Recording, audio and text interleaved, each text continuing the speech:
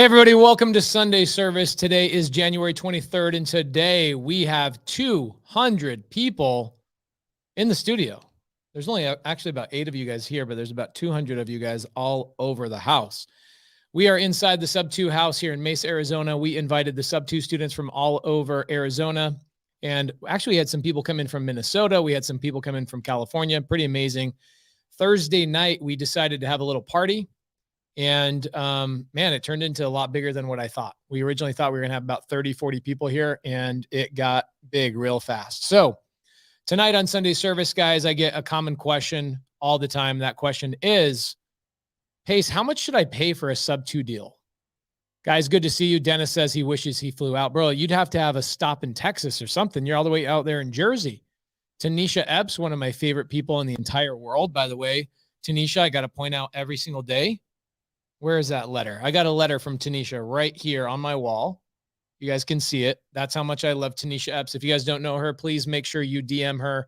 Medium Wave Dave in the house, all the way from the East Coast. Bro, we ran out of food. That's the thing, is I spent $1,500 on tacos and we ran out of food. That's how big of a party we have up there. So Dennis Yasko says he'll be there in 3 weeks. Love it. Good to see you guys. Good to see you guys. So tonight, we're going to answer the question of how much should I pay for a Sub 2 deal? And it's such an impossible question to answer, especially through an Instagram DM. And the reason why is, check this out. I don't know who I'm talking to on an Instagram DM usually, right? I don't know if you have $5 in your account, $5,000 in your account, if you've done multiple deals, if you've never done a deal before, or even if you don't even know what title and escrow means, right? So the reason why we do Sunday service is so I can get a little bit more in depth on a topic to help you guys truly understand it. I appreciate so many people. Oh, yes, Cody is coming.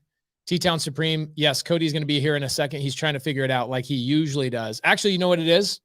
Cody's peeing right now, like always. He is peeing. He'll be here in a couple of minutes.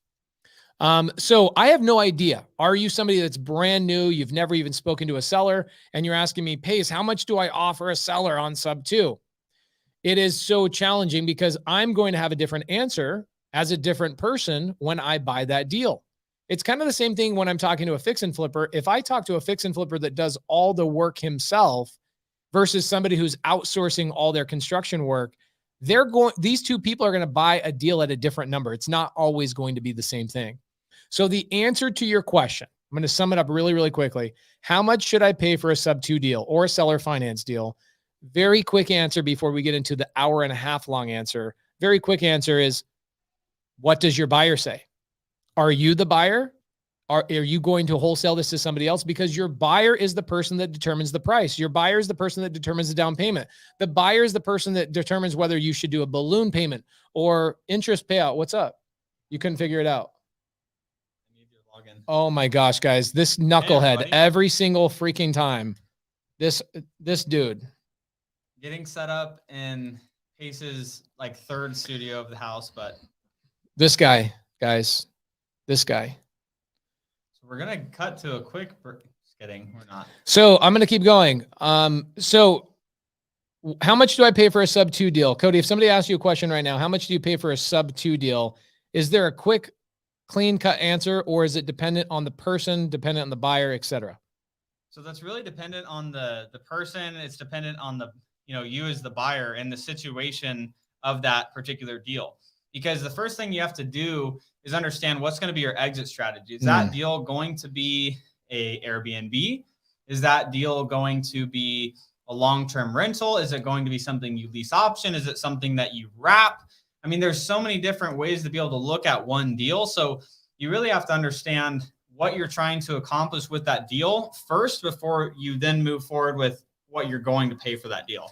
Make sure that when you plug that laptop back into where it was plugged into, you turn the Wi-Fi off so it goes only to the hardwire. Okay, Bobby will do all that. Bobster the lobster. Make sure you tell him that. Yeah. All right, guys. So in order to buy a deal, a Sub 2 deal, I'm going to break down a couple of deals tonight. One deal in particular out of Atlanta that I'm currently in escrow on. And I'm going to explain to you guys, it's a very, very high down payment. Okay. I'm going to explain to you guys why I bought that deal and why it is a good deal, even with a large down payment. At the end of the day, the buyer is the person that determines the strategy. The buyer is the person that determines the down payment, and the buyer is the person that determines what the terms are, right? All day long. Oh my gosh, I've got this amazing recording right here. Check this out. Right here on this little hard drive, I have this amazing recording. I'll release it to you guys here in the next couple of days. The recording is of me talking to a seller. A seller is saying, Pace, I will pay you $10,000 to take my property subject to. They will pay me $10,000 to take the property subject to. And my answer was, no, you could not convince me to take this property. And the reason being is because the exit strategy on that property was undefined and unclear to me. There was no way for me to actually buy that deal and make any money. Okay. I couldn't cash flow. There was no upside on the appreciation. It was a dead deal for me. And so I told the seller, you should probably do a short sell, right? So let's go through and I'm going to break down a couple of things for you guys so you can truly understand this. So when people say, hey, Pace, one, I want to send you a deal, I'm going to show you guys exactly where I will buy a deal and where I will not buy a deal. It's very simple. I made this little list this morning and I am non-negotiable on this because people that send me deals in like, I don't know, Minnesota. Guys, I want nothing to do with Minnesota. Nothing, not that I don't want to visit and hang out in Minnesota, but I just don't want to buy anything in Minnesota because that's not where I buy deals. I know exactly what I want in my life. And this little list right here, you guys can see. I should make it a little bit bigger for you guys. Let's make this bigger. Let's make it bigger. Okay. Well, that's not going to work. All right. So here's the deal. In Arizona, we will buy anything cash or creative. Arizona is the only state in the union, in the whole United States, that we actually fix and flip. We don't do fix and flip in any other part of the country. Zero, zilch. I don't want to do fix and flips anywhere else. We've done hundreds of fix and flips other places. One of my friends standing right next to me right now, Colby Wheeler, you can see him right here on the screen. Boom, bada bing, bada boom. Colby Wheeler in the studio tonight. He does fix and flips in Las Vegas. Colby, if somebody sent you a deal in Florida to fix and flip, would you want that deal? Absolutely not. And why is that? Resources? Stick to your bread and butter, guys. Once you figure out what you want in your fix and flip business, you just kind of repeat, okay? And the big challenge there is just now finding more deals. You know what you want. You have the resources. You have the contractors. You have the hard money costs. Or you have the hard money relationships, you have the title company, you have everybody lined in, and you just want to throw gas on that fire, right? People send me cash deals all over the country all the time. I want to have nothing to do with those deals, except what I do is I screenshot them and then I email them to my students, okay? So if you want people to do cash deals with you, I'm not your guy. I don't want to do cash deals with you. I want to do cash deals with people in Arizona or people that are marketing into Arizona. So if you live in Jersey, Jersey sucks. So if you're in Jersey and it's cold and you're like, I don't want to drive for dollars, I want to virtually drive for dollars in Arizona, then by all means, I will buy a deal in Arizona. We'll partner together on the deal. That's the only place in the country I will do a cash deal. The only place. So if you need somebody to do a deal with you on cash, then go to the free Creative Finance Facebook group and find students of mine that are doing cash deals in those areas. We have 3,100 students as of right now inside of Sub 2 that all want those deals from you. So go into the free Creative Finance with Pace Morby Facebook group. A lot of people are like, how do I get there? Well, guys, I'll show you exactly how to get there. Let's break that down. Facebook.com/groups/ Creative Finance with Pace Morby. Okay, let's pull it up real quick. You guys can see exactly what it looks like. Bada bing, bada boom. Right there, we have 40,000 people in this group. Okay, here we are. Some of you guys might be watching right here. Look at this. This person just posted a couple of minutes ago, hey, are there any builders, developers in the group? Please PM or drop your email. Here, I'll answer this guy right now on Sunday service. Yes, I will build in Arizona only. PM me if you find a deal. Okay, go into this Facebook group and get to know my students. If I were you guys, this is what I would do. I would say, hey, my name is Pace Morby, and I'm looking for Pace Morby's students. I need help in blah, blah, blah. Okay. That's it. Make the post, get to know people, reach out. People, sub 2 students will reach out and help you out. Okay. So if you have a cash deal in anywhere but Arizona, please go to my students. Don't come to me. Now, if it's a creative deal, I made my name in this little industry we call creative finance. I made my name by doing deals with people all over the country and helping them out with their deals.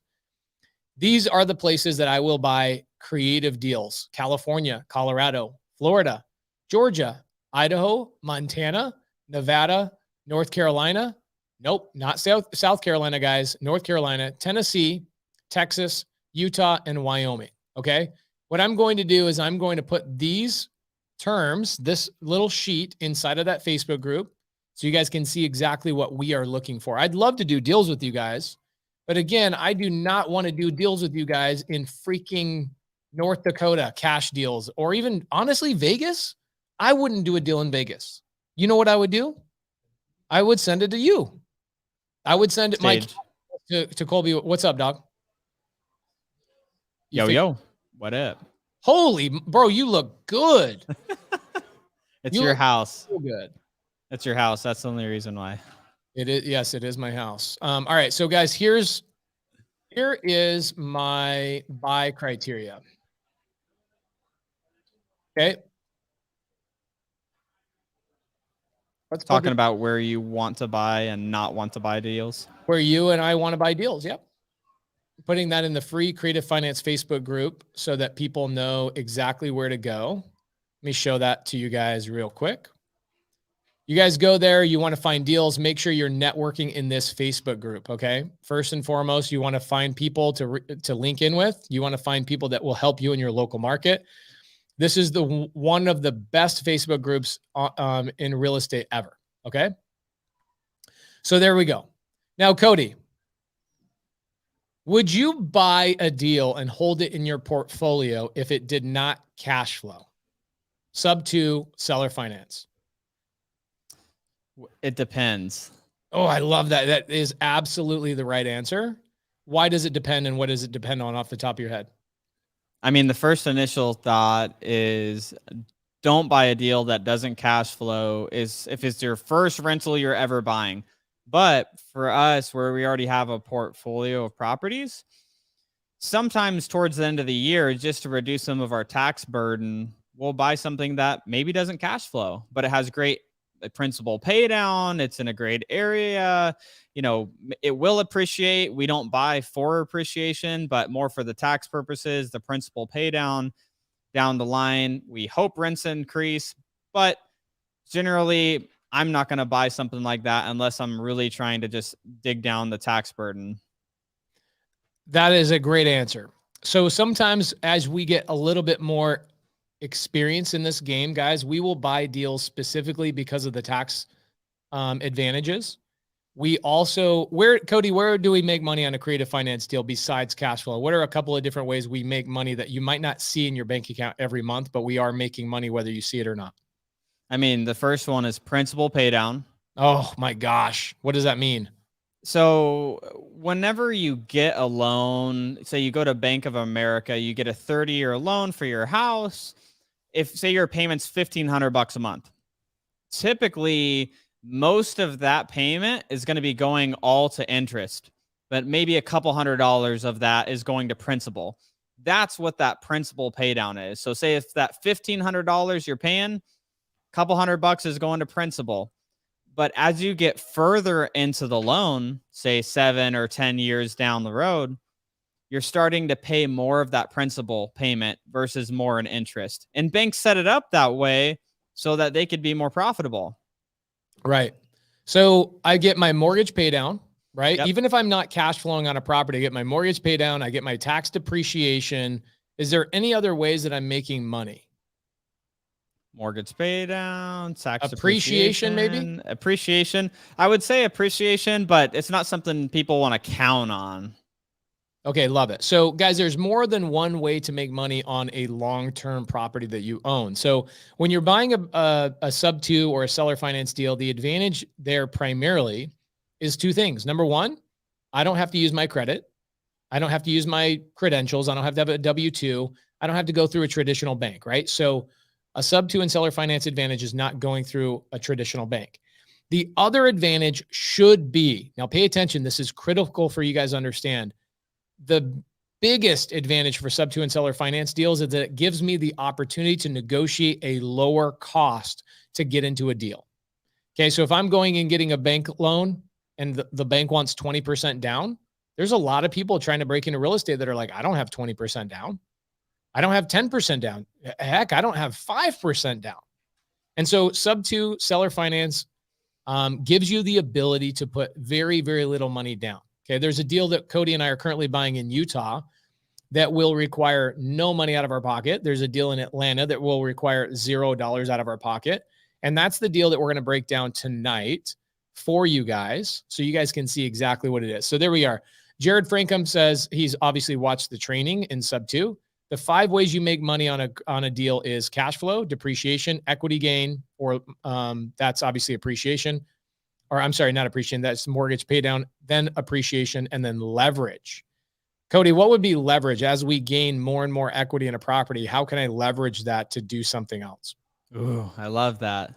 Cash out refis. Have we done any recently? Huh? Have we done any recently? We're about to do a big one.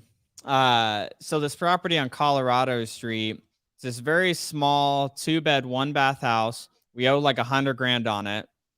We're going to be starting the renovation to turn that into a 4-2 house. And then we're also going to build a back unit on it using private money. And then once we complete that, we'll be into it probably about $300,000. And then it'll be worth about $550,000. We're going to be able to cash out refi, have a brand new property that's going to cash flow way better than the 2-1 was itself. And we're going to pull a chunk of cash out that we'll then use to buy another property.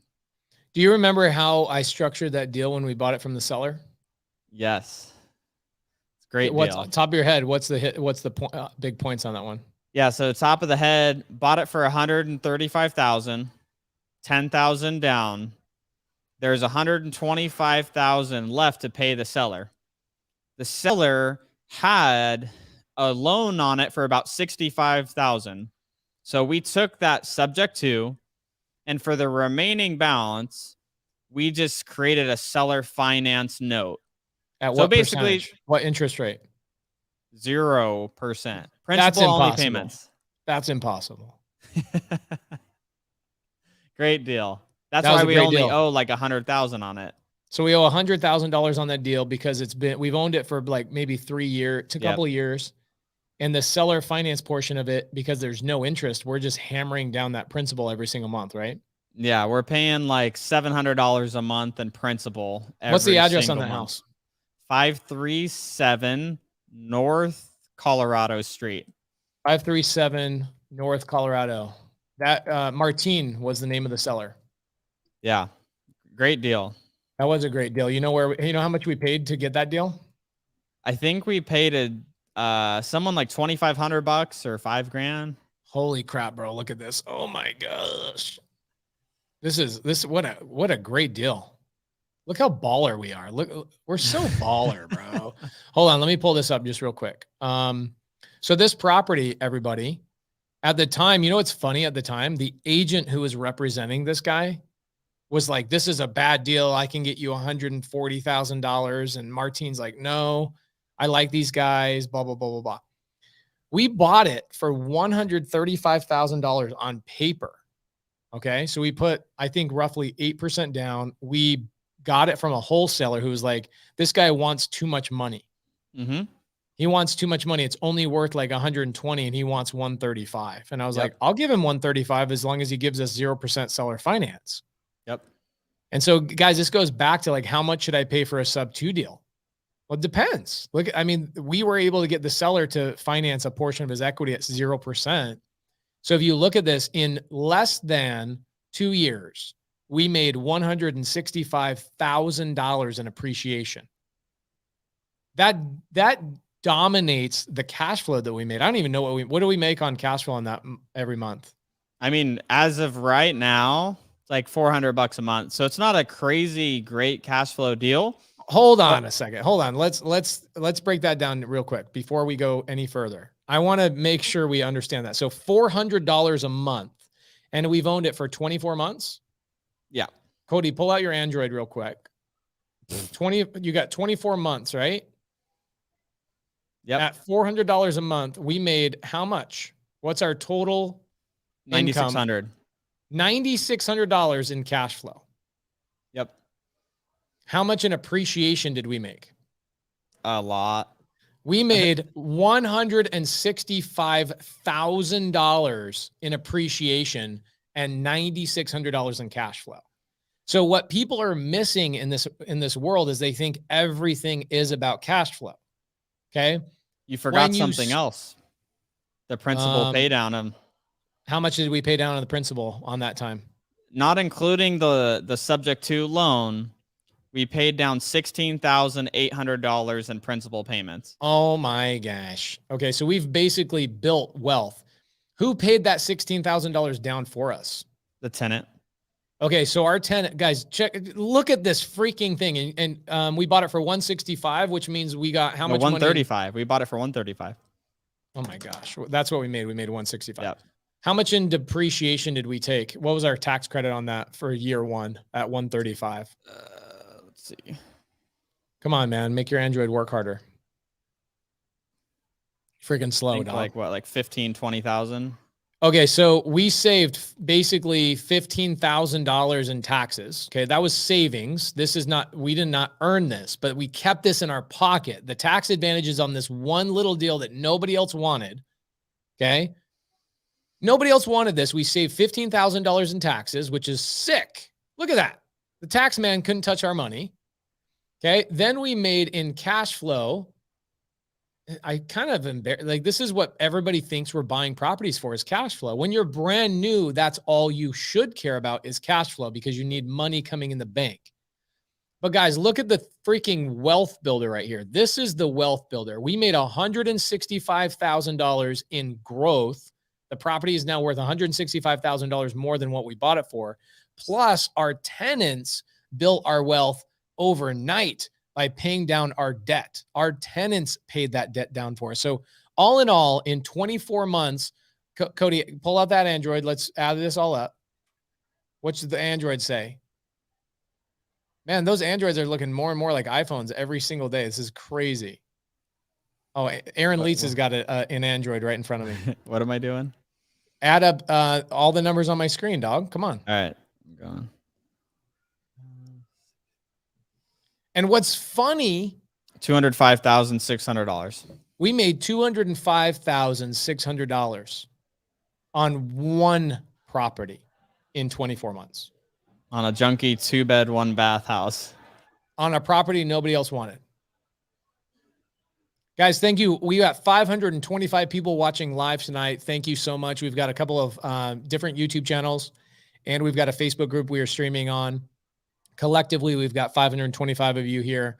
Good to see you. Good to see you. Good to see you. So this one little property made us how much, Cody?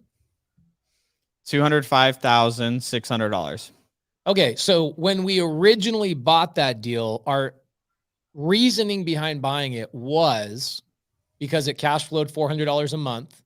Maybe. We weren't really excited about the $400 a month. You know what we were excited about? Is we were excited about the fact that the 0% seller finance was going, sorry guys, that's a taco burp, just FYI. Just to give you guys context, we are eating, Cody's eating that Mexican Coke. Mexican Coke, bro. Cocaine. Okay. David DeMarco says, how do you pay off private lenders? I don't know. Maybe with the $205,000 we made. Right. So when we originally bought that deal, we bought it primarily because it cash flowed $400 after all expenses, everything cash flowed $400. Yep. The thing that really got us excited was the terms of the way it was structured, right? Yours truly, Pace. This was back when I was going on appointments, and locking up all the deals. I'm the one that structured that deal and got Martine across the finish line on that. And that has made us $205,000 on one property in 1 year. Now, Cody, now that they understand what that property address was, what we've made, just in case, guys, you know, we just want to always show proof of anything we ever talk about. Let's pull this up one more time. We bought this property on, so it's been 26 months. I'm sorry, guys, I lied. 26 months. Look at this piece of shit. Sorry if there's any kids in here. This thing is a turd, man. It's a turd. It's a 2-bed, 1-bath. We made $205,000 on a 2-bed, 1-bath, 896 square feet. Yep. You know what's interesting? Hey, did any of you guys meet Dave Byarski, the seller that was here? Did you guys meet him? So we have a party here. Cody, did you meet Dave Byarski? Yeah. No, he came up to me. He's like, "You guys are awesome. This house is great. Sub 2. Okay, so for a lot of people that don't know this, the Sterling property that I bring up a lot, I lived in this property. So this property was actually bought from Dave. And look at this right here. Same time frame, same month. Look at this. Same month. Okay, guys? Same exact month. In fact, like 13 days apart from each other, we bought a couple of guys. You think we do this business or what? Okay. So we made $205,000 on Colorado, and on Sterling, let me tell you what we made on Sterling. Okay. Let me break that down for you just real freaking quick. Sterling was purchased for $372,788. And we have now appreciation of 226. Holy shiznit. $229,000 just in appreciation on Sterling. $229,000. Okay. So we made $229,000 in appreciation. So that's good. We can't count on that. But here's what we've made in cash flow on the deal. We've owned the property and it's been cash flowing for 1 year. Now, why has it only been cash flowing for 1 year, Cody? You were living in it before. Wait, can you, I didn't know you could live in a sub 2 deal. I've lived in one. Really? Have you made love in a sub 2? That's the question. Yes. Okay. More than once though? A few times. Okay. Love it. Okay. So guys, not only can you own a sub 2, but you can make love in a sub 2 and even make babies in a sub 2. So there's multiple benefits, but we're going to talk to you about the financial benefits of owning a sub 2. So on Sterling, the seller, Dave Byarski, who you met tonight, Cody, he's the one that actually created the sub 2 logo, which is dope. And then he also, how much did I pay him? Do you remember this story? I don't remember how much you paid him. $2,500. Amazing. Have you ever seen somebody so happy for our success than that guy? No, he's happier than the other people that benefited financially and more. I know. He just is so happy to be a part of it. He's the guy that created the logo because we sub 2 like really helped him move on. He was in the middle of buying a brand new property. Anyway, so we made $229,000 in appreciation, but the property is now cash flowed $36,000 in a 12-month time frame. Why would that be the case, Cody? Why is it so high? What the amount that you've? Oh, the Airbnb. There you go. So guys, cash flow is determined by the exit strategy, right? Is it a traditional rental? Is it an Airbnb? Is it maybe corporate housing? Is it Section 8, right? The exit strategy is what determined that. So $36,000 in cash flow. Then the property has paid down. This was the great part about Dave's loan, is that his loan was 17 years old when I took it over. Okay. So I've paid down I think last time I checked, I paid down $23,000 in principal. So that's more money there. Then when we bought the property, we bought it for $372,000. So I think we got about a $75,000 tax credit on that one property. Guys, look at this one deal, 229, 36. So we're, let's say 270, 80, 90, basically $300,000 and some change. Okay. On one stinking deal that we paid $2,500 for. Those are like slam dunks. Okay. Now, between those two deals, Colorado and Sterling, just two deals, we made $500,000 on two houses. $500,000 in 2 houses. The great thing is the majority of the money that's sitting in that property, or the majority we made on that property, is still sitting there. So what are we going to do on Colorado, Cody? I actually have no clue what you're doing there. So I'd love to hear it. Like, this is, guys, you think this is a podcast. This is actually the only way I can sync up with my partner. Okay. I was actually going to tell you about it. So this is better time than any. Yeah. You know, what's funny, guys, is that Sunday service started, Cody and I, having these partnership meetings about 2.5 years ago, going, man, we got to sync up. We got to have these partnership meetings. I'm like, bro, I'm too busy unless we can create content and do the partnership meeting at the same time. And so Cody and I used to do Sunday service as a free call in 1-800. What was it called? 1-800 freeconferencecallhd.com. freeconferencecallhd.com. Hey guys, listen to Cody Barton and Pace Morby share their thoughts on their active deals. And then it evolved into StreamYard, and here we are now with 500 plus people watching us live. So guys, thank you so much. So what are you going to do on this deal? So I want to hear your thoughts, because this is what I'm thinking. Are my thoughts going to change anything that you're going to do? It might. I just want to know like what you're thinking. So okay, we haven't even gotten an estimate on how much it's going to cost to do all this, but there is an identical comp that was the same size as our property, a 2-1, 900 square feet. They turned the front house into a 4-2. Okay. And then they built a back 1-1 casita, and then they sold it for $550. So what I'm thinking is we do the exact same thing, but don't sell it. Turn the front and the back into Airbnbs. The back unit probably make $2,000 a month. Front unit, $2,500, $3,000 a month conservatively. Our debt on it, probably $2,500 a month, $2,200 a month. So what I heard, because I tuned you out for a little bit, I couldn't stop thinking about that really good looking Android you have. But what I'm hearing is that you're going to do some renovation on this thing and turn it into 2 different Airbnbs. Yeah, just like we have on Lemon and 17th. So you're going to build an ADU, or an additional dwelling unit, on the back. Yep. How's that even possible? I don't know. Your construction team knows how to do it. Does it have a big lot? Do we have enough space for it? Yeah, it's a big lot. There's a good size behind it. Isn't it interesting that there's a 2-bed, 1-bath on this teeny little lot? Yeah, I mean, we got to see if we could fit it. I think we can. Oh my gosh, this is me in front of the house closing the deal. You guys see me on my bike? This was back when I was biking for dollars. Yeah, so that's it there. This is an active drug deal going on, guys. You can tell. Oh my God. This is a drug deal, because that's, yeah. And by the way, why park your BMW on a driveway when you could park it directly in the muddy dirt? You know what I'm saying?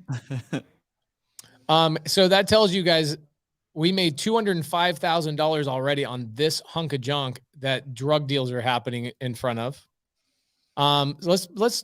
Let's come out on this thing and let's look at, let's have you tell me what we're doing, not Street View. I want to do, I'll pull up the lot size too.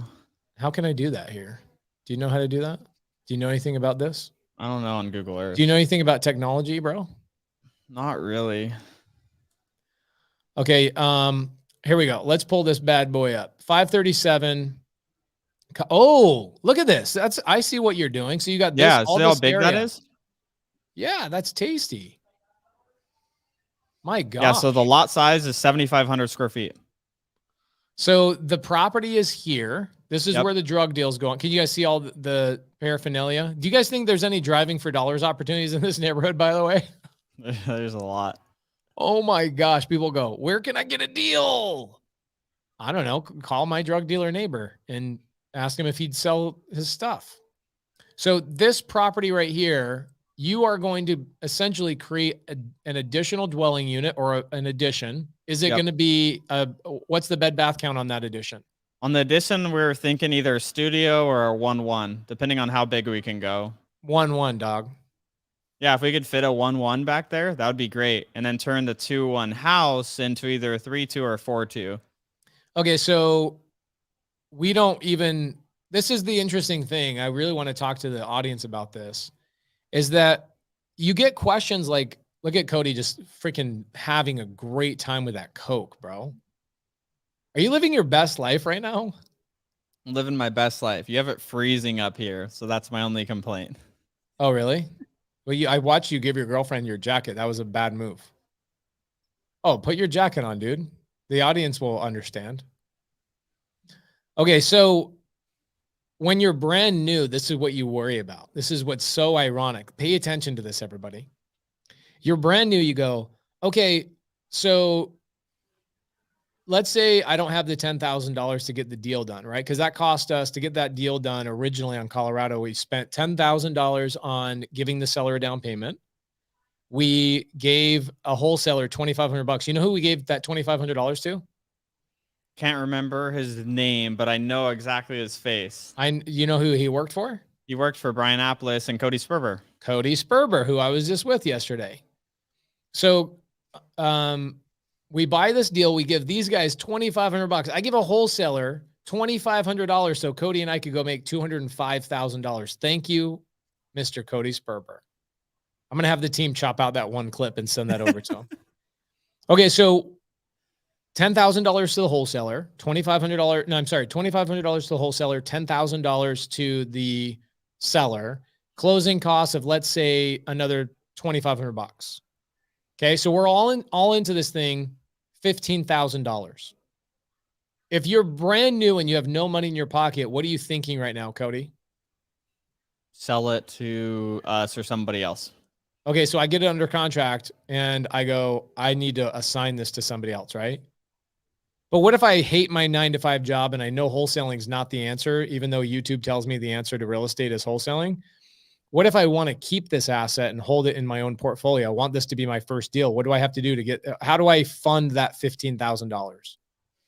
I mean, $15,000 isn't a huge amount. So either getting a private lender to either give it to you in an equity position where they get involved in the deal. That's worst case scenario. Or you just spoke hieroglyphics to a brand new person. Yeah, that's true. Use a credit card could be one, a 0% interest credit card. How do I do that, bro? How do I do that? I mean, you could use a 0% interest credit card and create an invoice for a company that you own and pay yourself for it. And okay, use so that I go to money to fund it. Plastique.com, Yeah, Plastic, plastique.com, right? Yep. I go to plastique.com. I swipe my mom's credit card. The credit card sends me a check for $15,000. Okay. Yep. That's one way to do it. Another way to do it is get a friend, a family member, something like that, that gives you the $15,000 as a loan. Okay. They give you a loan for that $15,000. And let's say they charge you 10% or 12% interest and you pay them $150 a month. That's actually what we did. Did we? Yeah. We're paying 10% on $15,000 still to the state. Who's our lender on that? Desiree. Oh, that's our lender? Yeah. Guys, you have any idea who Desiree is? She's a seller who sold her property to us on mine and Cody's first deal together.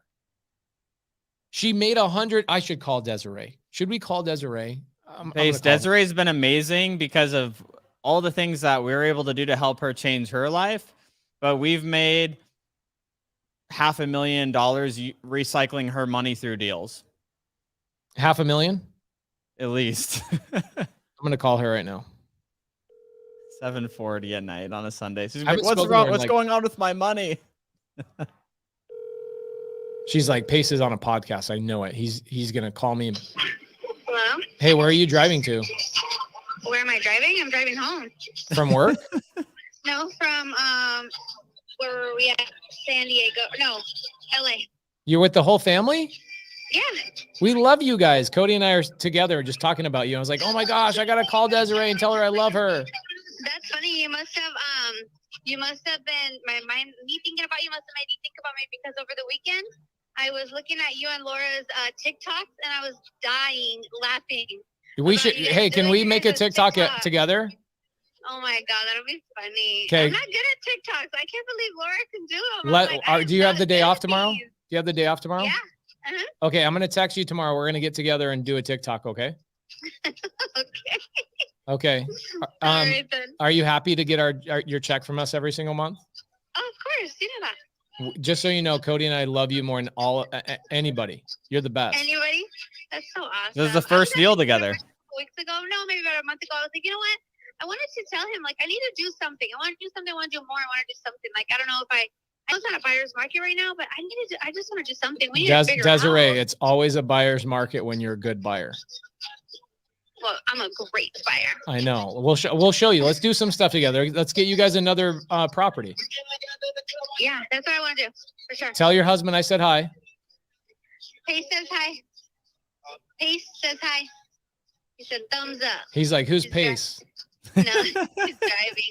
I got him driving. Kids are asleep in the back. They got school tomorrow. We're on a mission. We gotta get home. Love it. Well, I'm gonna text you tomorrow. Okay. Okay, cool. Yes, Okay. do so. Bye. All right, bye. You know what's amazing about that relationship? People are like, where do you find private lenders? I'm like, call a damn seller. She sold Cody and I our first deal that Cody and I did together. Here's how it started. Cody reaches out to me on a podcast, on Steve Trang's podcast. And he goes, hey, literally, by the way, that's a whole podcast by itself, is just talking about bringing value to people, right? Cody brought value to me. He goes, hey, I can generate leads, but I'm not really the greatest closer. And I go, put your money where your mouth is. And so we met at McDonald's and I go, open up that fancy Android laptop of yours and show me your leads. Do you really have leads? And he I had remember leads, guys. we called Desiree first and Michael Kafka second. Michael Kafka. What an interesting situation that was. So Desiree sells her house to us. It had heroin needles in it. A lot of them. A lot of them. What was the address on that house? Wolf Street. I don't remember the whole address. Okay, it was like Wolf 7 Street. something Wolf Street. So we buy the deal for, did we buy it for 100 or 110? We got it at 105. She made us go up in price to like 110, and then Wow. we each made 10 assigning it. I always tell people I'm the greatest closer, but I had a seller had me go up $5,000. How big of a piece of crap I am. So we go from 105 to 110. Cody, this was before Cody and I were partners. So I got the contract signed or locked up.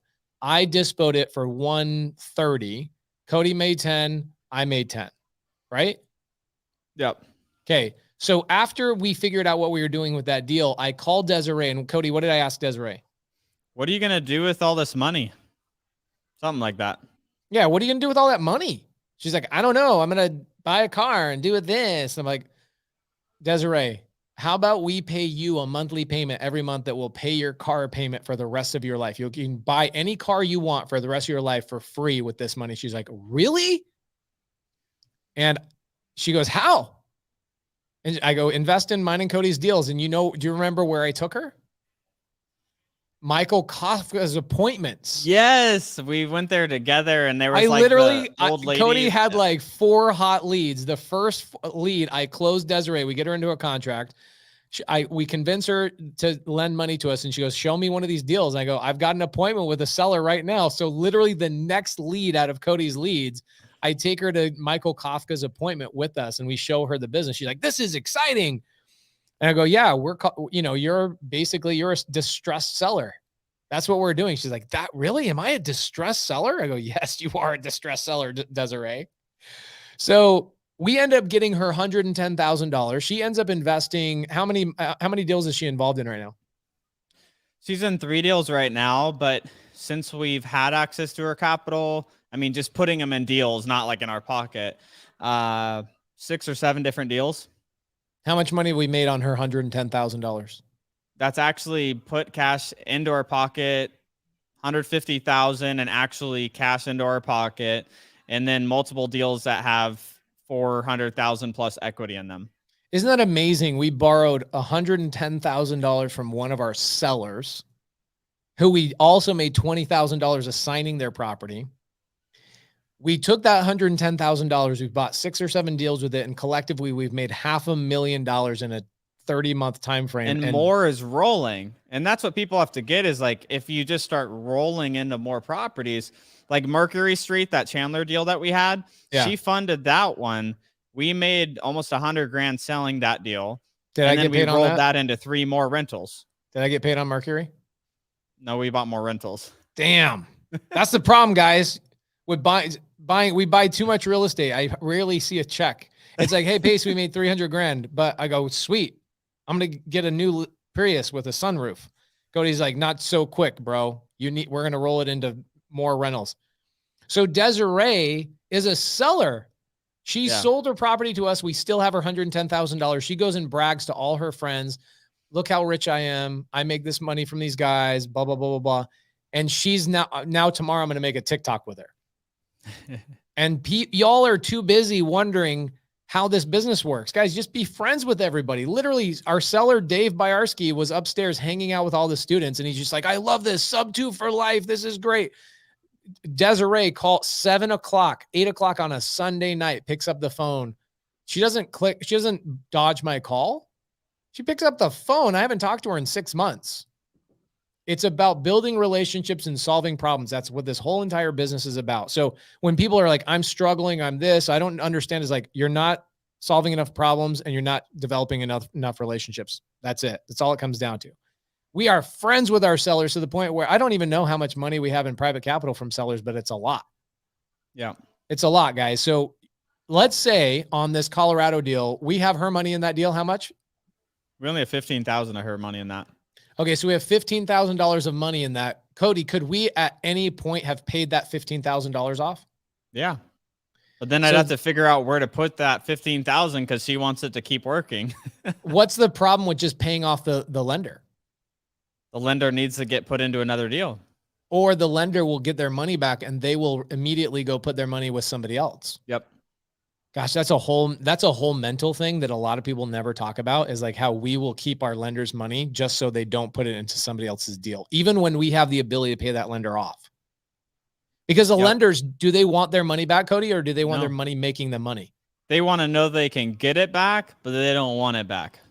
Right. So like when was the last email we got from, what's her name? Desiree or Rita? Rita. I should call Rita. Rita was another seller. I see if Rita would answer her phone. Let's call Rita. She sends an email to us the other day, and she says, this was January 10th. This is literally 13 days ago. She says, oh my goodness, Cody, tears are budding. I cannot thank you enough. She just talks about, I love this team. This is a seller who loaned her money to us. Let me call Rita. I bet she's asleep. I'm not going to tell her she's on a podcast right now. Yeah, we have Eldorado refinancing her funds out of that. I think maybe tomorrow, sometime this week. Yeah.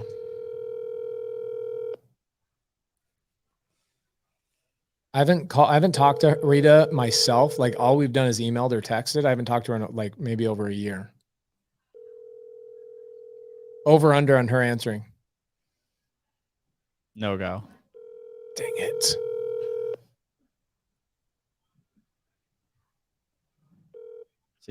Hi, this is Rita. Dang it. Guys, you know how, Cody, do you remember how I got Rita?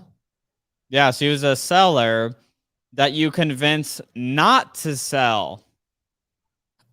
Interesting turn of events. I remember exactly where I was standing. We were at a water park, and I get this call from this girl. Let me tell you this quick story. So Ramon Martinez calls me up from Wholesale Dispo Sharks Incorporated, LLC. Okay, Ramon calls me up, and this was back in the time frame when Sage and I owned a couple of assisted living buildings together. And so we were cruising around together. Ramon calls me, goes, we've got this lady. She's getting foreclosed on. I don't know what I'm doing. Please come help me. And I go, no problem. So we go over there. We help this lady. I don't remember her name. Let's say her name is Tanya. In fact, it might be Tanya. In fact, it is, guys. It is Tanya. So he goes, I've got this lady. So Sage and I drive over to the property. I help her postpone her foreclosure so Ramon could buy the property. And Ramon is like, how can I ever repay you? I go, don't repay me. Help other people. Like, go pay it forward. That was my answer to him. He's like, oh my gosh. He goes off. He makes $50,000 on this deal. You and I never made any money on this deal, Cody. But here's what happens. Tanya's coworker was who? Rita. So Rita calls me like 2-3 months later, and she says, hey, my name is Rita. You know, I'm getting older. My financial advisor is telling me I should get rid of my property that's on a second floor and go down to a first floor, and I should sell everything I have and just put it into annuities. And I was like, Rita, whoever that financial advisor is, I don't know who you are, Rita, but you definitely should not sell that property. What's going on? How much money has your financial advisor made you in the last 20 years? She told me the number. It was like $18,000. I was like, Rita, oh my gosh, like my 14-year-old child makes more money than that.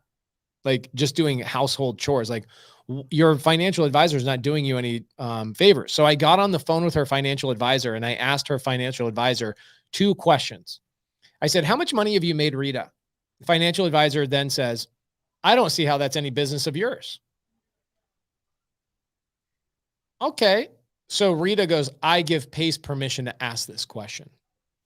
This is after 18 years, by the way, because I obliterated her financial advisor. So that was the first question, and she didn't want to answer it. And then the second question I asked is, I said, what will Rita's quality of life be once she retires based on the money you've made her? And she then she hung up the phone. She wrote Rita a message. She says, I refuse to talk to this person, blah, blah, blah, blah, blah, blah, blah. Do you know who I had Rita talk to in order for Rita to feel comfortable investing with us? Was it Desiree? It was Desiree. Yeah. I said, call Desiree. Ask Desiree if I'm legit. And she's like, oh my gosh. So what we did, it's a very interesting structure we did with Rita, because what we wanted to do, I would never do this for anybody else. And I almost don't want to even say it out loud because some knucklehead's going to email me and go, I want that deal. Yeah. This is guy, more of like, she's 70s. Really loves Rita. We love Rita. We have a very specific deal with her. It's very interesting. And what's her deal? I hate the deal, but I love Rita. We pay her $2,500 on her 50,000-60,000 that she'll put into a deal. Okay, so we have a limit of 90 days. So when we originally set up this relationship with Rita, she says, I only want my money out for 90 days because I'm deathly afraid and all that kind of stuff. And so what we did is I go, Rita, we want to take care of you. I want to put you in a position where you can actually retire. And I want you to refer all your friends to us, private money. And I want to show you how badass we are. Okay. So she goes, I have $60,000, $70,000 I'm comfortable investing. And I go, okay, every time you fund a deal for us, doesn't matter if it's 30, doesn't matter if it's 20, doesn't matter if it's 50, doesn't matter if it's 60. Every time you fund one deal for us, we will limit your exposure to 90 days. So you only have 90 days, we'll pay you back. So we're not using her really on sub 2 and seller finance deals. We're using her on short-term fix and flips, right? So we pay her $2,500 flat fee. Literally have never done this for anybody else and would never do it for anybody else. However, I think that there's something to be said about, like, Rita has nobody, no grandkids. She has nobody else that's helping her out. Literally, Cody and I are the reason why this lady's going to be able to retire.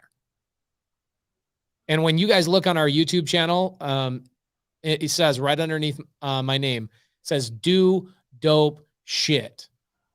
And when you have the ability to completely obliterate a financial advisor and actually help somebody really retire, and every time you get an email from her, she's like, I'm crying. I love you. You guys have changed my life. This is years later. Let me show this to you guys. This is the purpose of this business. The purpose of the business is, again, building relationships and solving people's problems. Check this out. I asked her, by the way, I go, can we do a TikTok together? She's like, I will not go on camera with you. She's like, not it. She's not about that life. So she says, oh yeah, she says right here, I don't photograph well. I think I look better. I think I look better until I see the reflection of myself. But check this out, everybody. She sends an email to everybody on the team. I have not talked to Rita in a long time other than email, but she says, oh my goodness, Cody, tears are budding. Thank you so much for the double bonus and your reassurance that all is well. I cannot thank you guys enough. Thank you so much. Love, love, love this team. Guys, we make her, brace yourself. She makes 10 times more money with us as a private lender than she did with her financial advisor. 10 times more. Okay. So, that lender on that deal, Colorado Street, the $15,000, here we are. Guys, Cody's wearing a jacket. I know how much that jacket costs. I want to hesitate to tell you how much it is, but that jacket is $1,000 jacket. Okay. My hoodie is only $12, just so you guys know. Okay. Do you think we have the financial ability to pay that lender Desiree off? Cody, do we have the ability right now to stroke a check for that money? Yes. Is that how the game works? No, that is not how the game works. The lender, by the way, I have that same jacket, so don't think Cody's the only one that spends money. It's the greatest jacket on planet Earth, by the way. This thing is awesome. It's so good. It's bulletproof, just FYI, okay? It's so the point of a lender on a deal like Colorado Street is you don't pay them off as long as the lender wants to stay in the deal. And do we really have any lenders, Cody, that want to be paid back their money? No. They as soon as they get it paid back, shout out Debbie. She was just texting Debbie's me. actually in the house right now. Yeah, she's somewhere in the house. But as soon as she got her money back on the last flip, like 2 weeks ago, she's like, "What's the next deal?" And I'm like, that's like that becomes the challenge, is like just trying to make sure that we have the lenders that we have, just always keeping them in deals because they want it to continue working for them. Okay, so what we would do, this is what happens when you're brand new. You go, where does this money come from? I just answered where that money came from. Literally, 2 of our lenders came from sellers. Okay, we are actively doing this business and actively asking the questions. Where did I find my lender? Is by doing the business. There's no lender tree, right? I can't just go down and pull a lender off of a tree. Like, guys, you have to be in the business. Let's go. Let's have these conversations, right? So we still owe her 15 grand on Colorado. You are going to go spend money to go build an additional building in the back of Colorado. Where are you going to get that money from, Cody? Private lender. Who? There's a couple in mind. I mean, that's depends how much on how much do we need? I'll tell you who it is. You tell me how much you think it's going to cost to turn the 2-1 to a 4-2. And then to build a 1-1 in the back, construction wise, and then put a block cinder block wall around the whole property. 135 grand. That cheap? Yeah. All right. So 160 when we find stuff that goes wrong. Everybody in the studio right now is laughing about your joke right there.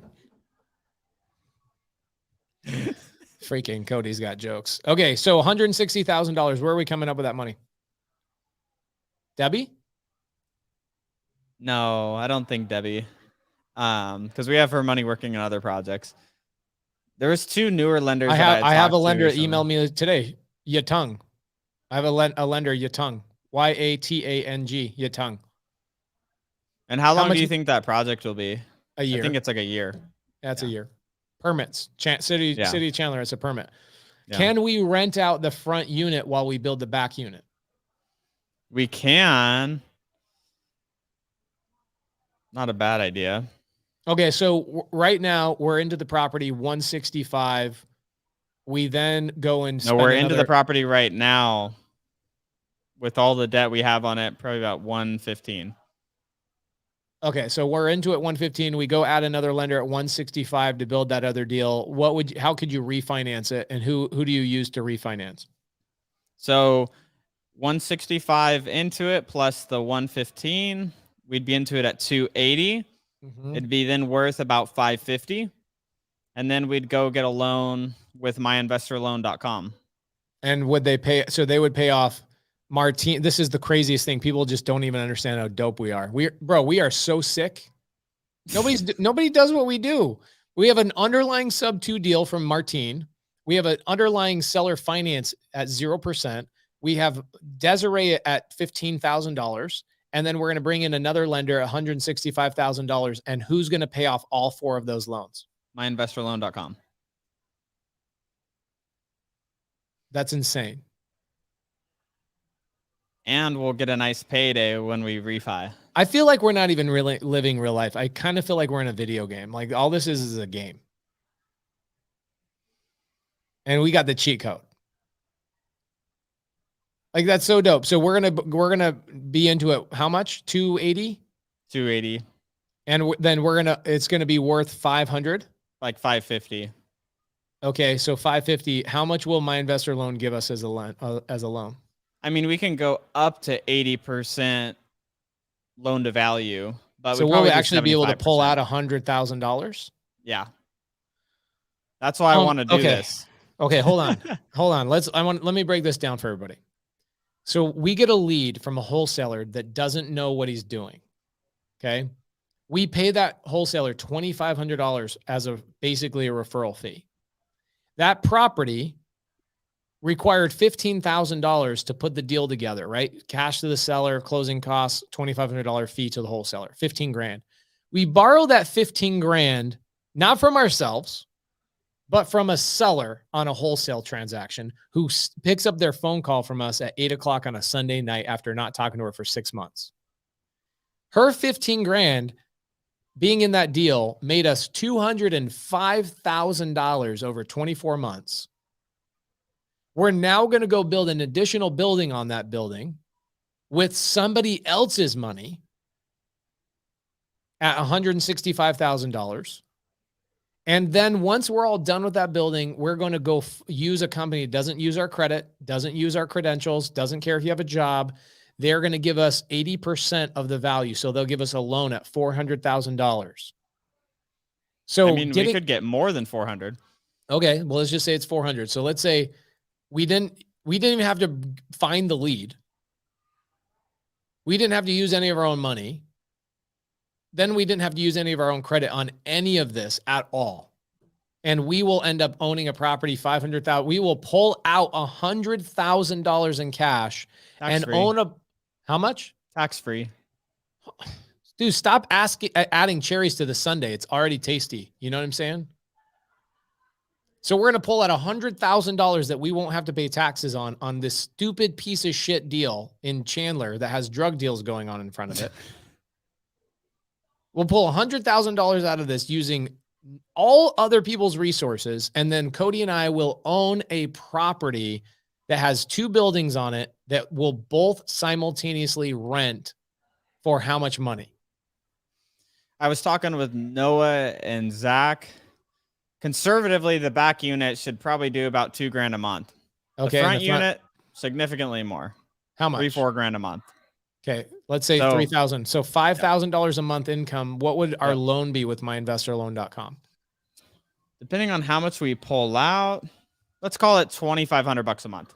Okay. So we're going to make, we'll probably net $1,200, $1,300 a month on a property we bought with no. This is a game. I almost feel like somebody's going to press the reset button and it's just going to like, is this real? Pinch me, bro. And homeboy's drinking a Mexican Coke while he's making all this money. Could your life get any better? It's a good life. Holy shit.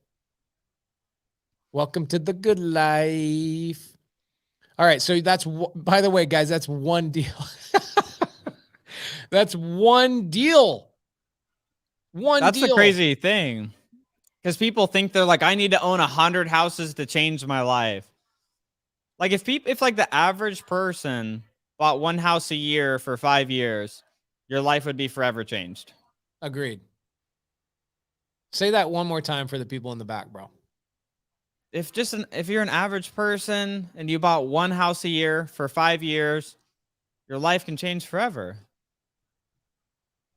Especially if you're Airbnb-ing them. Why do I feel like I got to buy 5 properties a week? Never satisfied. Never satisfied. Temporarily amused, never satisfied. That's it. We're temporarily amused. Okay, that was cool. What else can we do? Right? Okay, so then what do we do on that property? Because now here's the thing is like the Martine, the seller, who we actually have a 5-year agreement with, we've only paid him for 2 months. Or I'm sorry, 2 years. So people get worried. This is where I wanted to head this conversation. I wanted to give people full context. The seller who's our lender on the deal, because he gave us a sub-2 loan and he's seller financing his equity to us.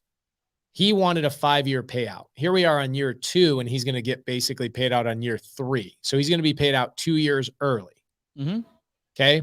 The seller or the investor, Desiree, who you guys just heard Desiree, we're going to be making a TikTok, so watch out for that. Desiree will get her 15 grand back, and then Yatung will get her money back, right? So what do we then do with Desiree's $15,000? Do we just give it back to her, or what do we do? Get it into another deal. I know another rental that we're buying that we could put it into probably. Where are we getting that deal from? Well, this is one that the current lender wants to refi. Like the current lender that we have in it, she wants to get her money back and buy. Is some, this like, the mobile personal home stuff. in Mesa? Yes. Yep. I know that deal. Yep. 83rd. 83rd. No offense to her. Get her out of it. Yeah. But I'm like, that's a perfect place for Desiree. Perfect place for Desiree. Love it. Love it. Love it. Love it. Here's a comment. Juaniro says, from my own experience, I know perfectly well that when you do not have the first deal, it is almost impossible to find someone to help you, and regardless of the value you can provide. Wrong. I want to go at that real quick. Yeah, go hard, bro. You had a little bit of that Mexican Coke. Go hard, dog. So here's the thing is like, if you reach out to enough people, there's going to be somebody that's going to want to help you. So one of my first real estate mentors, his name is Frank Kelly. He's a great buyer of ours. And how I reached out to him was I had reached out to a dozen other investors that wouldn't give me the time of day. I got introduced to Frank. He was super nice, super cool guy. And I'm like, Frank, whatever I can do to bring you value, what can I do to bring deals to you? He's like, well, here, go on this website, get the free foreclosures, and go knock on their doors. I said, okay, got it. I went and knocked on doors. I eventually got a seller. This lady's name was Dawn. And I didn't know what to do because I was so fresh and green in the business. I called Frank. I said, hey, I got this crazy lady Dawn. There's me. So fresh and so green. So I go to this lady Dawn. I'm like, you got to meet Frank. You know, I think he'd be a good fit to help buy this house. I brought Frank over there. He bought the house. He cut me in on the profit on the flip. I got to watch the whole fix and flip be done. I got to see the whole process just happen in front of me and learn the whole way. And then I got 40% of the profit on this deal. But hold on, but you didn't have anything to offer him other than questions in the very beginning? My question was, how can I bring you value? And I had to talk to 12 other people that wouldn't even give me the time of day before he did. You know what's funny about this is Aaron Leitz is standing in front of me right now. Aaron actually came into our world because of Frank. Yeah, Aaron's good friends with Frank. Isn't that hilarious? Yeah. Oh Frank, my gosh, guy. Man. That's a limited mindset. But that's the thing. People just have, like, if you believe that nobody wants to help you, that's a bad attitude to have. I knew there's people that wanted to help me. I just needed to talk to enough people until I found somebody that I could go and actually bring value to. Just because the first 3 people you talk to are buttholes and don't want to help you, right, doesn't mean that there's plenty of people out there that will. Guys, let me tell you something. 99% of people in the world are pieces of shit. Sorry, anybody. Facts. You're going to talk to loan officers, title companies, real estate agents, wholesalers, lenders, every bank. 99% of them are going to say no to you. So you're going to hear 99 no's before you hear a yes. Just get used to it. That's the name of the game. Now, you can complain to me after you've had the 100 conversations. Then you can say it's impossible. Cody, how many people did you talk to before you spoke to Frank?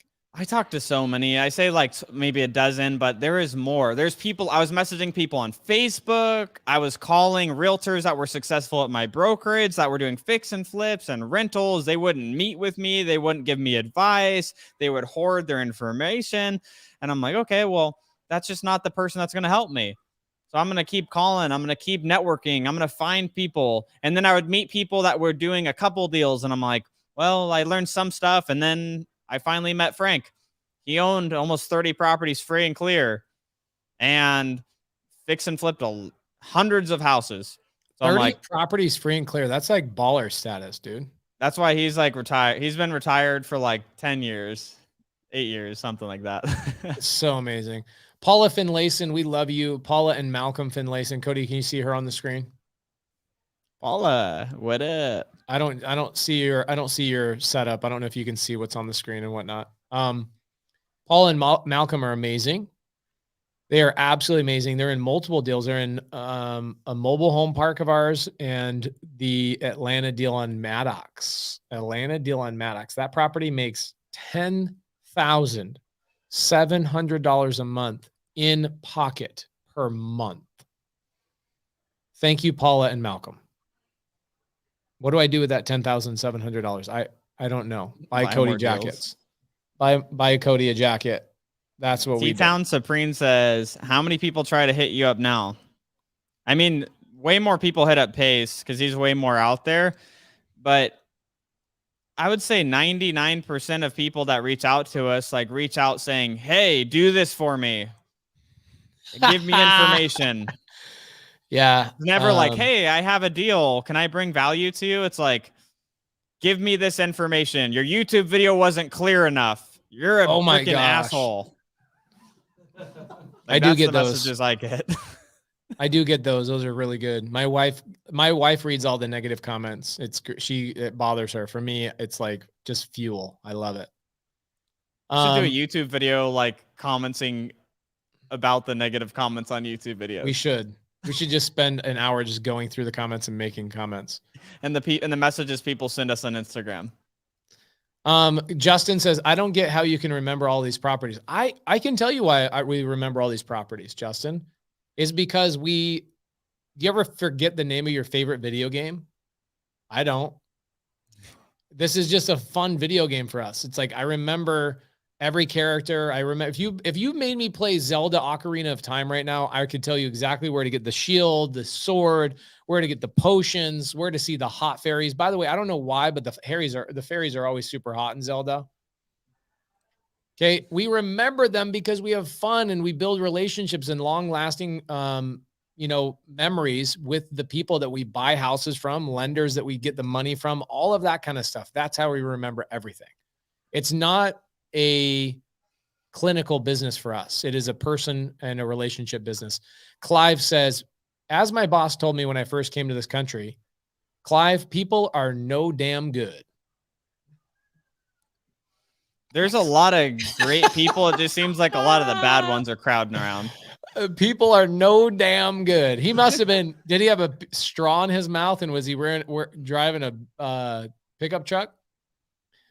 I love that. By the way, I love this one, Cody. Why don't you read this one for us? The creative finance group is full of people willing to help. Yeah. And people ask all the time, why doesn't Sunday service have thousands and thousands and thousands of people watching? And the reason being is because it's a very select few percentage of people that are go-givers, and we only attract go-givers. So I'm happy when we have 500. Last week we had 900 people watching live because I think more people had the day off the next day. So we had a big turnout. Wow. But 500 people, man, everybody in here is willing to help you. Everybody in here is willing to help you. Oh, here's a good question, Cody. What is the least amount of money we would take as a private lender? My answer a few years ago would be different than today, but probably 50,000 today. I'm a little different than Cody because I buy some deals and Cody buys some deals outside of each other. I have some different buy boxes and criteria. And if I needed $12,000 on a deal, I would take $12,000 on a deal. But primarily, the main reason we bring on lenders at this point Let's show them the Slack channel. Do you care if I show people the Slack channel? I mean, sure. You're like, what's so special about the Slack channel? I'll show you guys what's so cool about the Slack channel. If you are a lender of ours, you get added to this special little Slack channel. See all these properties that are actively being worked on right now? These are our active projects. Okay. You get added. Cody, what's a one that we have a lender involved in? Anybody that's posting or asking questions on any of them? Usually not asking questions, but like 310 Hobson, 316 Hobson. We have the same lender in on that one. Who's the lender on that? Deb Stephenson. There's Deb right there. So you guys see this. Deb is actually in our Slack channel with us. And so a lot of times people will lend money to us just because they want to learn the process. Like, think about this. Look inside of the Slack channel. I just scroll up. You can see every word, every conversation, every video, every way. Anna's doing video and audio messages. Here's what happened. Here's what we need to do. Here's an update. Here's a bill we got to pay. This is the front. This is not a front row seat. This is you on the stage. You are in the deal. You got to see all the issues too. You get to see all the bull crap that we deal with. It's funny. People are like, man, that's got to be like so cool. Like with all the projects you have going on, it is cool, but it's a lot of problems, a lot of things that you have to work through on these deals. And so like lenders get to actually see firsthand, oh, I didn't even think of that type of issue happening, or what the heck? Someone stole the AC, or oh, there's a stop notice from the city. Like, how do you resolve that? And actively seeing how those challenges are worked through.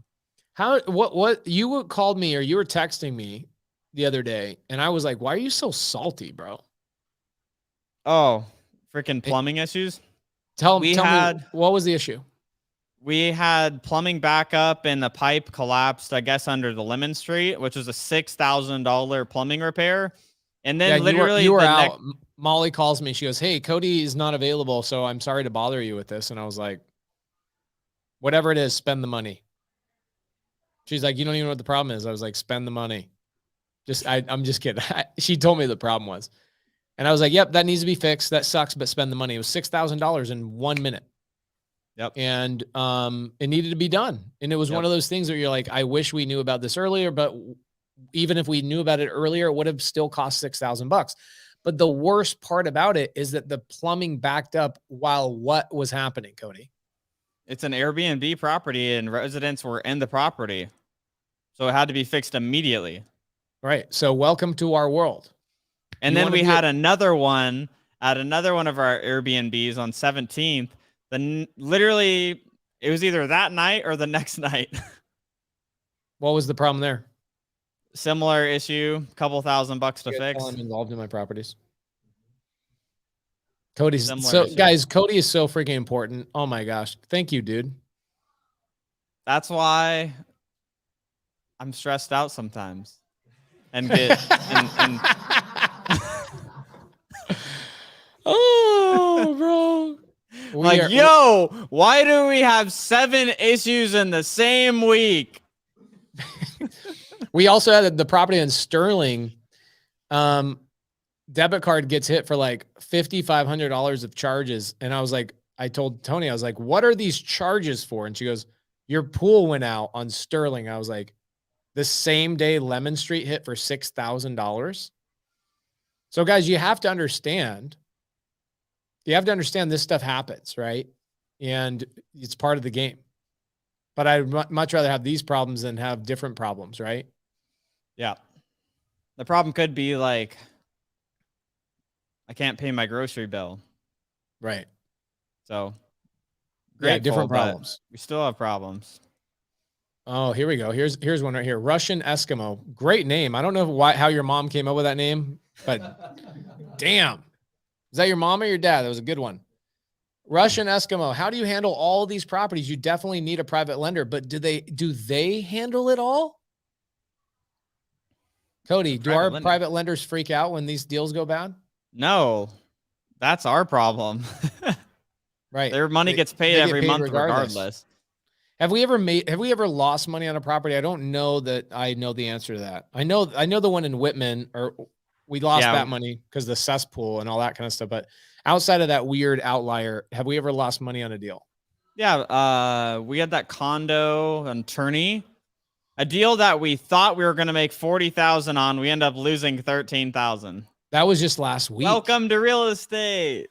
I think I have the paperwork on that one. I still have to make a YouTube video on it. We lost $13,000 on that deal.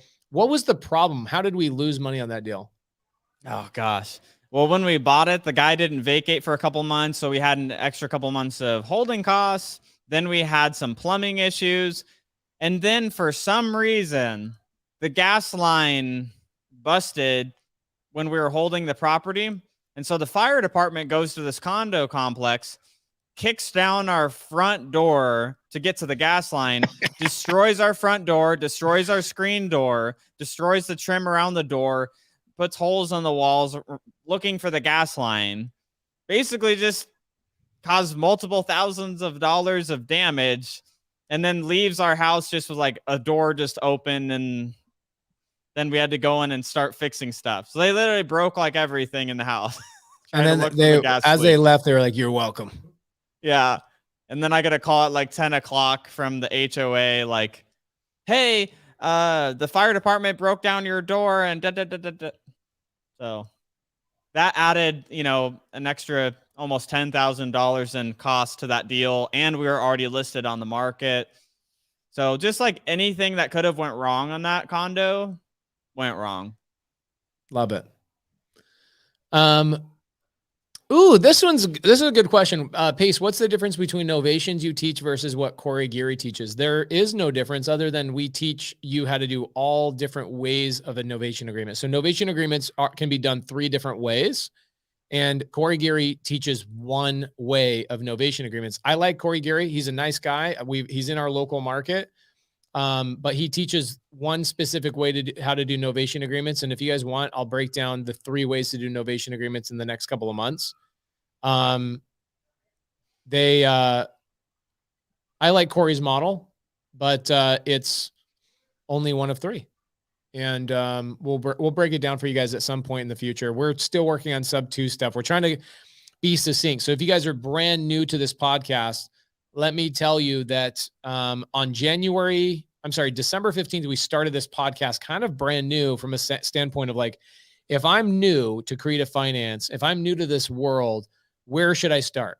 And so we started with like, what is creative finance? Then the next episode was, what is subject to? The next episode is, where do I find sub 2 deals? The next episode was meant to be, how do I talk to pre-foreclosures? But Dan Quijano, the guest for tonight, his grandmother ended up passing away last night. And so we pushed it to a couple of weeks out so he could take care of some family stuff. Hence why Cody's in my house. We're having a big party, and we actually planned on Dan Quijano as being a guest on this tonight. So we're going to continue with that cadence. We're going to continue with that progression of what is sub 2? Where do sub 2 deals come from? Okay, now I know a lot of them come from pre-foreclosures. Let's call pre-foreclosures and let's give the script to you guys and some role playing. And then next week, we're going to break down a couple of sub 2 deals, like addresses, where the lead came from, what we're doing with them, kind of similar to what we did on Colorado, but we're going to give you guys a little bit more of a drawing of it. We're going to actually have a real whiteboard and go through the whole deal step by step by step by step. And then when Dan Quijano's back, we're going to give you guys the script and the role playing so you guys can start working with each other. By the way, if you're a knucklehead and you have missed other episodes of Sunday Service, you guys know that 3 freaking weeks ago, we gave away $5,000 of like real Pace's money, $5,000. And we gave it away to all the sub 2 students so that all of the non-sub 2 students could get those lists from the sub 2 students and work with them. That is what's so interesting to me, is that when that gentleman, Juan, was like, nobody wants to help me. And I'm like, yo, how is that even possible that you said that? I gave away $5,000 2 weeks ago.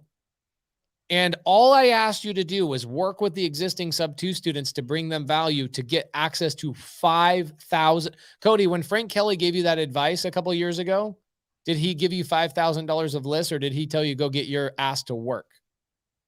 He literally sat down with me, printed out a couple sheets, printed out the addresses of the foreclosures, and he's like, here's the foreclosures. And I'm like, all right. And then I put him into MapQuest and went and just started knocking.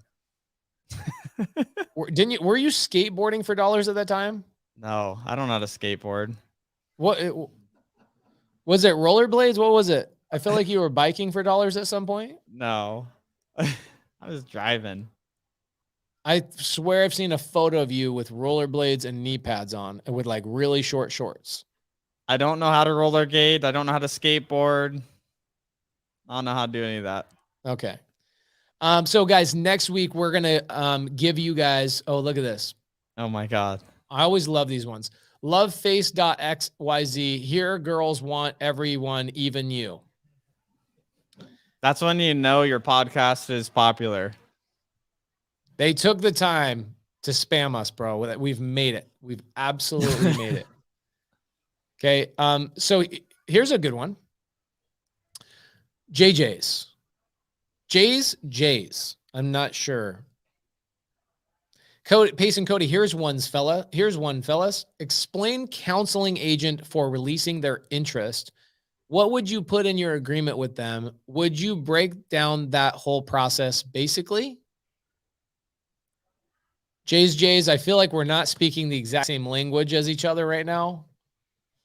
Either A, you're incredibly way smarter than me, or B, your keyboard is not working. Can you please fix your keyboard? Juaniro says, I said in my experience. So Juaniro, my brother, a couple of weeks ago, we gave away $5,000 to you. Has anybody in your life, Juaniro, anybody in your life given you $5,000?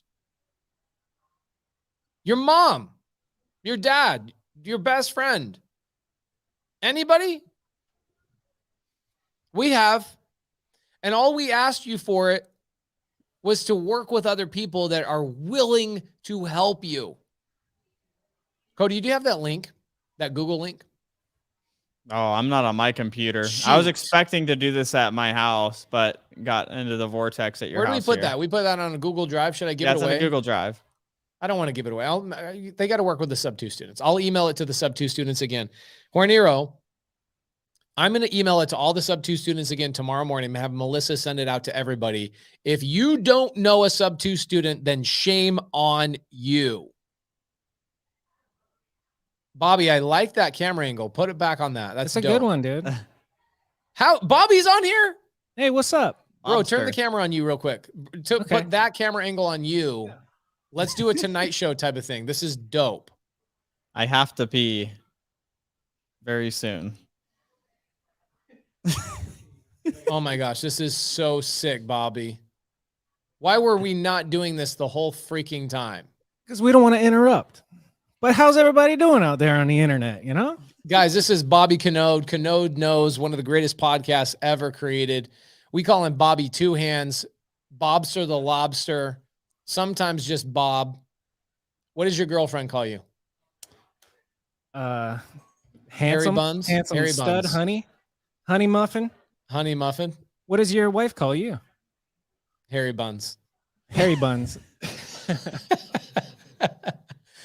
All right, guys. So what we're going to do, oh my gosh.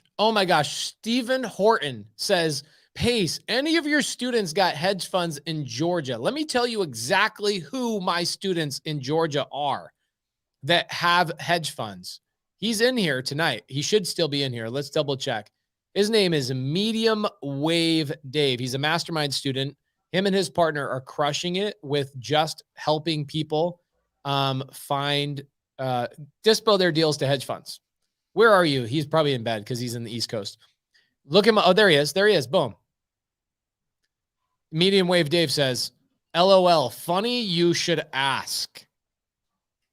Medium Wave Dave, I'm telling you, when somebody asks that question to you in Sunday service, that means you're not working hard enough posting in the comments of the value that you bring. Brother, please hire a VA to post that every 4 seconds. Everybody needs to know that.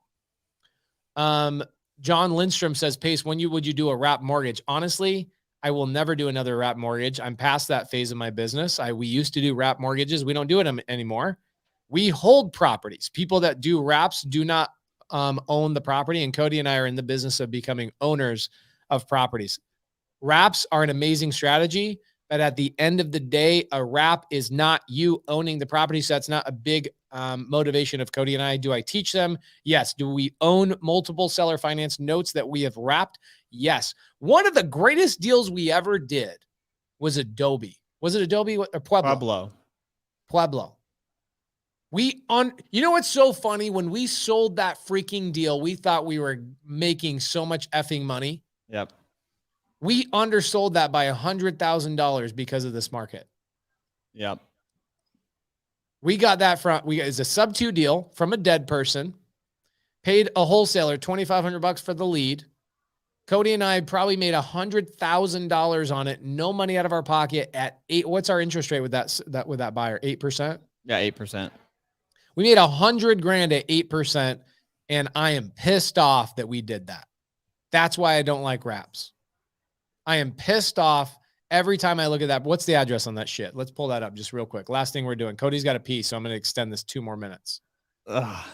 What's the address? Remember 9321 East Pueblo, maybe? I don't know. Let's find it. 9321. It's been a couple years. Maybe we that's own it, bro. I know it's Pueblo. Actually, no, we don't own it. That's the problem. We don't own it. That's why Cody doesn't remember the address. We get a check every month. We made $100,000 at 8%. It's the worst deal we've done. That's why I don't like wraps. 9321 Pueblo. That might be it. It's been literally a couple years since I've really thought about that house. There it is. Oh, yes. Was that it? Yes, this dirty, rotten scoundrel right here. Man, my memory of remembering addresses is top notch. Legit, dude, that's insane. By the way, I signed the contract right here on the back of my Prius, right here in the driveway. We got that deal for no money. I felt so bad. Oh, am I sharing this? No, I'm not. No. Let me share it with you guys. While you share that, I'm going to go pee. Okay, Cody's going to share this one. He's going to go pee. We're going to go another 10 more minutes, guys. Cody might need to take 2 more bathroom breaks during that 10 minutes. So this property, we took over subject to. A wholesaler gave me this lead. Here's what's great about this deal. Nothing. Why? Bobby, good to see you. Okay, I should be happy about the deal. We made $100,000 at 8% interest with no money, no credit, no credentials. I'm happy about it. But that property, if you look it up on Zillow, you will see that we sold it for like $169,000. I bought it for $130,000. I bought it for $30,000, subject to no money out of our pocket.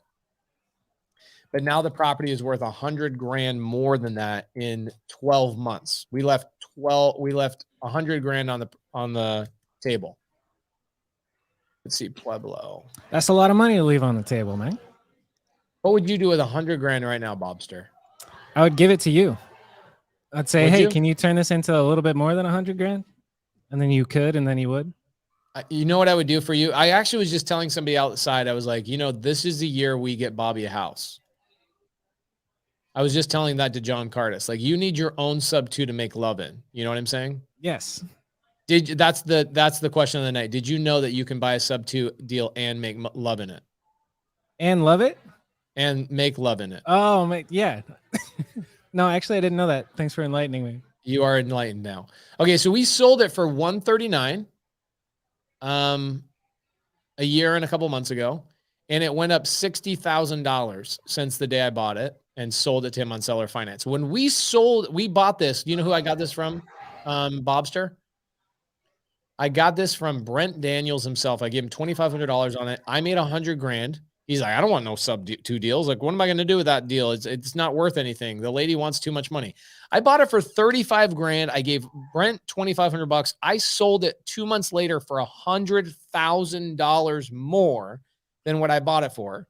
And I charged the person 8% interest on that $100,000. So we get a check every single month at 8% interest, which is great.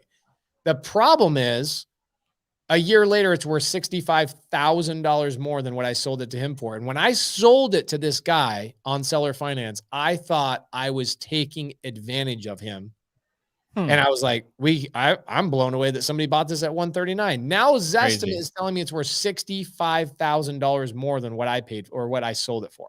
But wouldn't that happen on a bunch of other deals too? That sounds like it's something that would happen commonly. Well, the difference here, Bobby, is I owned it with no money out of my pocket. There's a lot of deals we buy for fix and flip that I want to fix and flip and I get a chunk of money. They're not good candidates for creative finance. There's cash deals, right? And those put cash in our pocket. But that property we bought with no money out of our pocket, didn't have to qualify for a loan. That property would cash flow for the rest of our lives, but we sold it on a wrap. Oops. That's exactly it. That's an oops Oopsies. deal. Cody, do you regret selling that deal? Yes. I regret selling every house that we sold that could have been a rental. Yes, me too. And it's not just because of COVID. It's because owning property is really the only way to gain wealth in real estate. You have to own the property. Cash flow is cool, right? Selling on a wrap is cool, but really owning that property and keeping the appreciation, depreciation, mortgage pay down, leverage, and the cash flow is really what you've got to be doing. So Jason, that's a good question. That's a great question. We've done so many wraps. It makes me sick. I own a property on 91st. It was probably the most amazing deal I've ever done. It was a deal that came from a probate attorney referral, gave us the deal. You've heard this story, Aaron. I broke it down for you on a whiteboard at the Lemon Street property, and you were like blown away by it. And I hate the deal because we sold it for 80 grand more than it was worth at the time because we sold it on seller finance, and we still undersold it for $100,000. Because when that happened, what was that, a year and a half ago or whatever it was that we did that property went up $125,000. Should have kept the property. Should have just kept the freaking property. The thing is, I sold it on seller finance. So have I actually received that money? No, I sold it on seller finance. So I'm getting a monthly payment every month. Cody, we should have kept every damn property we ever bought. Michael Zuber. Cody loves Michael Zuber a lot. All right, guys. Sunday service. This is the best Cody has ever looked and sounded in his life on a podcast. Thank Bobby Canode. Thank you, Bobby. This looks so sharp. You're welcome. We love you, 100% Bobby. Yeah, 100% Bobby. Guys, we will see you next week on Sunday service. I feel like giving some money away to Juaniro. Juaniro, come back to Sunday service next week. We're going to buy something for the sub-2 students. We're going to give it to the sub-2 students, and then you're going to be forced to ask. You know what I'm going to do next week? Here's what I'm doing next week, Cody. I'm pulling $3,000 of data in Memphis, Tennessee for Brad Lee. He's texting me saying, I want a seller finance deal in Memphis. And I'm like, I'll put my students on it. So we're going to pull $3,000 of data next week. The nightly dial and the sub-2 students are going to crank away on that data. And one of our students is going to be able to do a deal with Brad Lee direct. So Juaniro, we're going to be paying $3,000 next week on finding seller finance and sub-2 opportunities in Memphis, Tennessee on mansions. This will be an interesting case study because you think Brad Lee wants to live in a mobile home on Pueblo, 9321 East Pueblo in Mesa, Arizona. No, he wants to live in a $3 or $4 million house. So we're going to go after creative finance opportunities in Memphis, Tennessee, a super ultra competitive market. We are going to do a deal with Brad Lee. So next week on Sunday service, Cody and I will be pulling that list, giving that list away to sub-2 students. And then all you knuckleheads that are not students, you need to go and work with our students in the free creative finance with Pace Morby Facebook group. Cody, you got anything to say while you look so damn good? No, I mean, for those of you that are on Sunday service for the first time, you can catch us on Spotify, iTunes. I think that's it. Sunday Have an awesome service. week. We out.